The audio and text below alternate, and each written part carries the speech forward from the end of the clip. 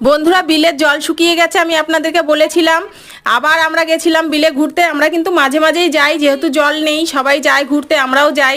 গিয়ে দেখলাম বিলের মাঝখানের দিকে অনেক কচুরিপানার ফুল ফুটে আছে, সেগুলো কিন্তু তুলে নিয়ে এসেছি। দেখতে কিন্তু অসাধারণ লাগছিল আর তুলতেও খুব ভালো লাগছিল, সেই জন্য কটা তুলে নিয়ে এলাম। দেখুন এগুলো দিয়ে এবার কি করব, এগুলো ভালো করে ধুয়ে বেছে কেটে নিয়েছি, কাটিনি, ধুয়ে বেছে নিয়েছি। এবার একটুখানি 1.5 চামচ মতো বেসন দিয়েছি আর 1.5 চামচ চালের গুঁড়ি, একটু নুন, হলুদ আর একটুখানি লঙ্কার গুঁড়ো দিয়েছি, দিয়ে একটা ঘন ব্যাটার তৈরি করে নিচ্ছি।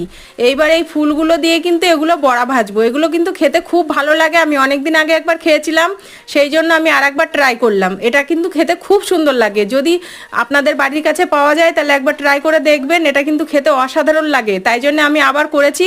খেতে কিন্তু খুব সুন্দর হয়েছিল বন্ধুরা। যদি ভিডিওটা ভালো লাগে তাহলে লাইক, কমেন্ট, শেয়ার করে দেবেন, আর যদি ইউটিউব থেকে দেখেন তাহলে সাবস্ক্রাইব করে দেবেন বন্ধুরা।